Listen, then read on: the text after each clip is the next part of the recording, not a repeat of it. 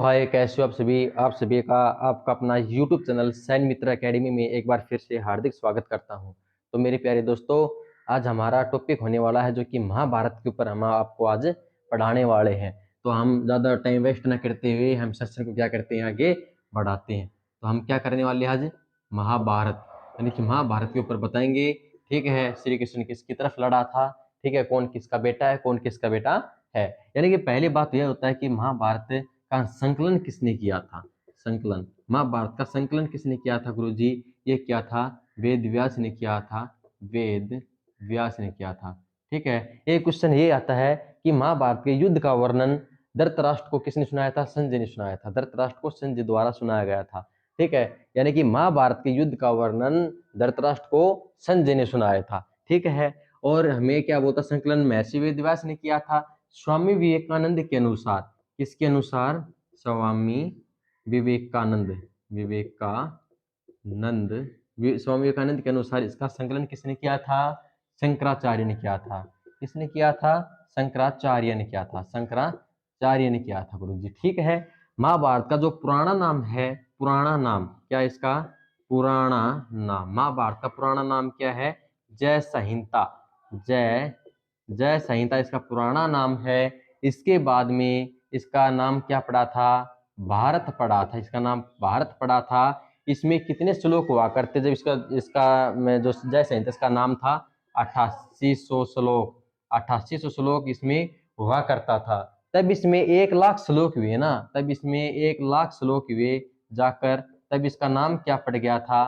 महाभारत पड़ गया था।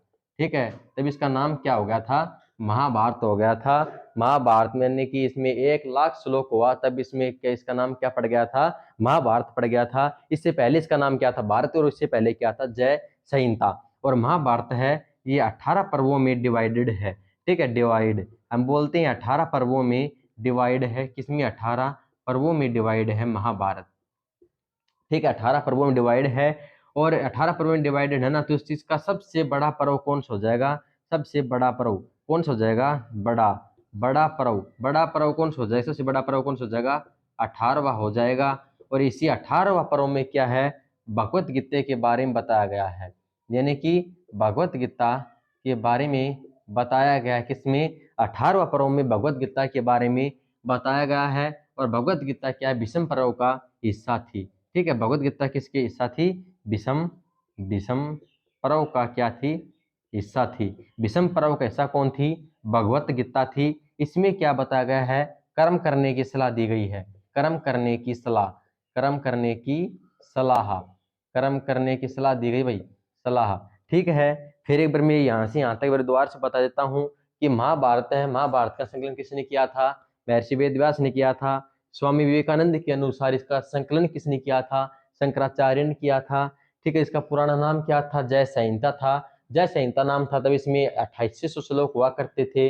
इसके बाद इसका नाम भारत पड़ा था। इसके बाद इसका नाम महाभारत पड़ा था। इसमें 1 लाख श्लोक है। ये डिवाइडेड 18 पर्वों में है। 18वां पर्व है, इसमें भगवत गीता के ऊपर बताया गया है। भगवत गीता है ये विषम पर्व का क्या थी? हिस्सा थी। ठीक है ना। और 18 पर्व में इसका भगवत गीता का वर्णन बताया गया है। इसमें कर्म करने की सलाह इसमें दी जाती है। कर्म करने की सलाह इसमें दी जाती है। ठीक है, अब आता है कैप्टन अभिमन्यु, यानी कि उसका आता है अभिमन्यु आता है। ठीक है, अभिमन्यु यानी कि अभिमन्यु की मृत्यु कब हुई थी? यानी कि महाभारत में अभिमन्यु की मृत्यु, यानी कि अभिमन्यु अभिमन्यु अभिमन्यु की जो मृत्यु हुई थी महाभारत के 13वें दिन हुई थी। महाभारत के 13वें दिन हुई थी। इसने अभिमन्यु ने क्या किया था? यानी कि अपनी माँ के गर्भ से ही चक्रव्यूह को तोड़ना सीखा था। ठीक है, अपनी माँ के गर्भ में, अपनी माँ के गर्भ से, अपनी माँ के गर्भ में चक्रव्यूह को तोड़ना सीखा, चक्रव्यूह को तोड़ना सीखा। ठीक है, अपनी माँ के गर्भ में चक्रव्यूह को तोड़ना सीखा था। 13वें दिन इसकी मृत्यु हो जाती है। और कहाँ हो जाती है इसकी? यानी कि अमीन गांव में इसकी मृत्यु हो जाती है। इसका नाम चेंज कर दिया गया है अमीन गांव का। क्या नाम है अब? अभिमन्युपुर। अभिमन्युपुर अभिमन्यु अभिमन्युपुर।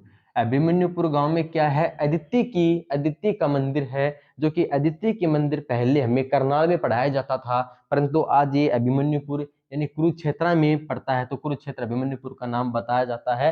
ठीक है, अदिति ने यानी कि सूर्य को जन्म देने से पहले तपस्या की थी, इसलिए आदित्य का मंदिर अभिमन्युपुर गांव में है, यानी कुरुक्षेत्र में पड़ता है। तो अभिमन्युपुर के बारे में बताया। ठीक है, अपनी माँ के घरों में यानी चक्रव्यूह को तोड़ना सीखा था। अभिमन्यु की मृत्यु 13वें दिन हुई थी। अमीन गांव में थे, अमीन गांव का नाम चेंज करके क्या कर दिया गया है, अभिमन्युपुर कर दिया गया है। ठीक है, अब आता है पांडव और कौरव। ठीक है, पांडव और कौरव के बीच में क्या होता है, युद्ध छिड़ जाता है। पांडव और कौरव के बीच में युद्ध किस किस के बीच में होता है, युद्ध किस किस के बीच में होता है, ये पांडव के बीच में होता है, पांडवों के बीच में और कौरवों के बीच में, कौरवों के बीच में। कौरव कितने थे, पांडव कितने थे, 5 थे। ठीक है, और कौरव कितने थे, 100 कौरव थे, 100 कौरव थे। ठीक है, पांडव कितने थे, 5 थे, और कौरव कितने थे, 100 थे। ठीक है, अब क्या आता है कि पांडव यानी कि पांडवों की राजधानी क्या थी, इंद्रप्रस्थ थी। क्या थी, इंद्रप्रस्थ क्या थी, इसकी पांडव की राजधानी थी। और कौरवों की क्या थी, हस्तिनापुर थी। हस्तिना हस्तिनापुर हस्तिनापुर क्या थी, कौरवों की थी, और पांडव क्या थी, इंद्रप्रस्थ थी। इन दोनों के जो गुरु था वो कौन था, द्रोणाचार्य। द्रोणा द्रोणाचार्य क्या था, इन दोनों का क्या था, गुरु था। ठीक है, और द्रोणाचार्य का जो शिष्य बताया जाता है वे क्या था, एकलव्य। एकलव्य।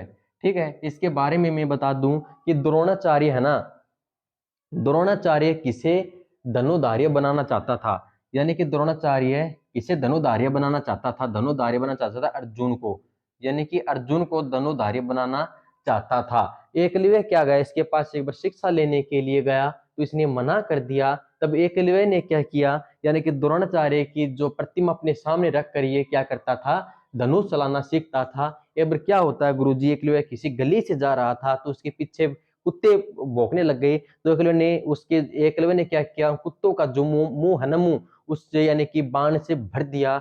द्रोणाचार्य बड़ा खुश हुआ, उसने सुबह मीटिंग की, उसका खुश होने का खुश खुश क्यों हुआ, इसका कारण क्या था, ये सोचा कि ये काम समय किसने किया होगा, अर्जुन ने किया होगा। अर्जुन को बुलाया गया, इसने बधाई दी, तो अर्जुन ने कहा कि मैंने ऐसा क्या किया है जो आप मेरे को इतना बधाई दे रहे हो, मेरे को बुलाया गया है। इसने कहा कि आपने जो मुंह, कुत्ते का मुंह जो अपने बाण से भरा, मैं आपको मान गया कि आप अच्छे धनुधार्य बन गए हो। तो इसने स्पष्ट मना कर दिया कि मैंने ऐसा काम कोई नहीं किया। तो इसने कहा कि ये काम किसने किया, वो अपने लिख रहा हो। तो एकलव्य को लाया गया, एकलव्य से पूछा गया कि आपका गुरु कौन है, तो एकलव्य ने कहा कि स्वयं आप हो। इसने तो कहा कि मैंने तो मना कर दिया था आपको यानी कि शिक्षा देने से, तो आप मेरे शिष्य कैसे हुए। तो इसने कहा कि मैं छुप छुप कर आपके क्या देखा करता था, आप जो सिखाते थे ना, आपकी ट्रेनिंग थी वो मैं देखा करता था, या आपकी प्रतिमा में अपने सामने लगाकर मैं एक समय क्या करता था, शिक्षा लिया करता था।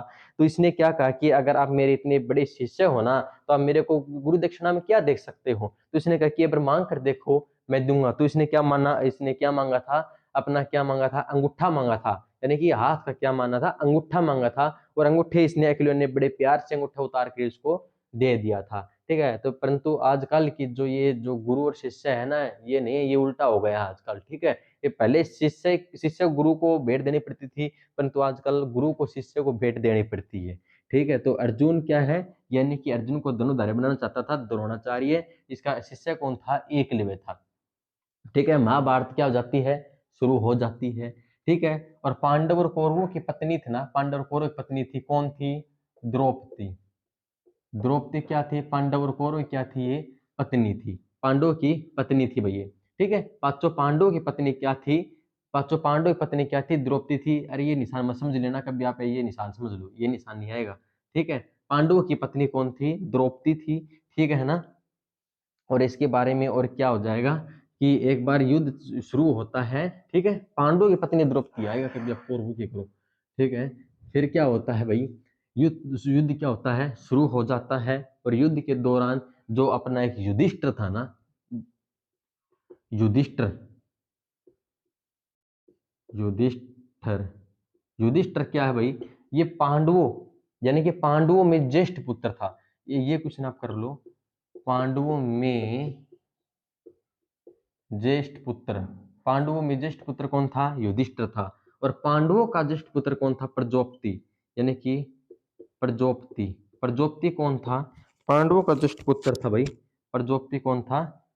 पांडवों का था, ये पांडवों का ज्येष्ठ पुत्र, यानी कि पांडवों का ज्येष्ठ पुत्र कौन था? प्रजोपति था। ये ध्यान रखना, ये प्रजोपति ये पांडवों का ज्येष्ठ पुत्र था और युधिष्ठिर पांडवों में ज्येष्ठ पुत्र था। एक बार दुर्योधन क्या होता है? दुर्योधन और भाई अर्जुन जाते हैं किसके पास में? यानी कि श्री कृष्ण के पास जाता है। तो मैं आपको एक बता दूं, ये कृष्ण क्या है? लेटा हुआ है, ठीक है, ऐसे लेटा हुआ था। तो अर्जुन पहले जाता है, तो अर्जुन क्या करता है? अर्जुन यहाँ पर खड़ा हो जाता है, यानी कि सो रहे होते हैं। कौन? अपने श्री कृष्ण सोए होते हैं, ठीक है, उसको जगाता नहीं है, इसके पास जाकर खड़े हो जाते हैं। फिर उसके बाद में क्या आ जाता है? दुर्योधन भी आ गया। दुर्योधन दुर्योधन आ गया। दुर्योधन क्या करता है? इसके जो पाँव होते हैं ना, उसके पास में खड़े हो जाते हैं। उसके बाद क्या होता है? जैसे जैसे इसकी आंख खुलती है बड़े श्री कृष्ण जी की, वे क्या करते हैं? इसको देखता शुरू में, तो इससे पूछता, बताओ भाई क्या बात है? इसने कहा कि ऐसे ऐसे, जो भाई हमारा महाभारत का युद्ध चलने वाला है, तो आपका हमारा साथ चाहिए। इससे पूछा गया, इसने भी यही बताया। इसने कहा कि देखो, एक बार तो समय मैं जाऊंगा और एक बार मेरी सेना जाएगी, ठीक है। ये दुर्योधन को बताया गया पहले कि या फिर मेरे को ले चलो या फिर सेना को ले चलो, एक को ले जा सकते हो। हाँ, मेरी शर्त ये है, जिसकी तरफ मैं जाऊंगा मैं हथियार बिल्कुल भी नहीं उठाऊंगा। तो दुर्योधन ने क्या मांग लिया? बड़े प्यार के साथ है इसकी सेना मान ली, ठीक है। और अर्जुन ने बड़े प्यार से क्या मान लिया? भगवान श्री कृष्ण को मान लिया। किसको मान लिया? श्री कृष्ण जी को मान लिया, ठीक है ना। श्री कृष्ण जी को मान लिया था, और वहीं से क्या हो जाता है? उसकी युद्ध की शुरुआत हो जाती है, और युद्ध में कौरव हार जाते हैं और पांडव जीत जाते हैं, ठीक है। कर्ण है कि देखो, कुंती का बेटा कौन था? कुंती का बेटा, यानी कि कुंती का बेटा कौन था? कर्ण था, कर्ण।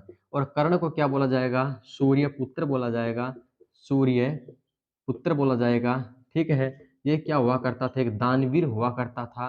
कौन? कर्ण। और ये कर्ण किसकी तरफ से लड़ा गया था? ये कौरव की तरफ से लड़ा गया था। कर्ण किसकी तरफ से लड़ा गया था? कौरव की तरफ से लड़ा गया था। एक जो अपना अर्जुन है ना, अर्जुन, अर्जुन है, अर्जुन को कपि ध्वज के नाम से भी पुकारा गया। कपि कपि ध्वज, कपि ध्वज के नाम से अर्जुन को पुकारा जाता है, क्योंकि अर्जुन के जो रथ है ना, रथ, रथ पर, अर्जुन के रथ पर क्या है? हनुमान जी की क्या है? फोटो लगी हुई है। हनुमान जी की क्या लगी हुई है? अर्जुन के रथ पर हनुमान जी की क्या लगी हुई है? फोटो लगी हुई है, ठीक है। तो आज मैंने पढ़ाया क्या? हरियाणा को, हरियाणा में जो महाभारत जो थे ना, उसके बारे में मैंने बताया है, ठीक है ना। और मैं क्या बताया कि जो पांडव और कौरव गुरु कौन था? पांडव और कौरव गुरु कौन था? द्रोणाचार्य था। और द्रोणाचार्य को गिफ्ट में क्या दिया था? क्या दिया? गुरुग्राम दिया था, गुरुग्राम दिया था, ठीक है ना। तो आज के लिए इतना ही, अगली वीडियो में फिर से मिलते हैं, तब तक के लिए जय हिंद, जय भारत।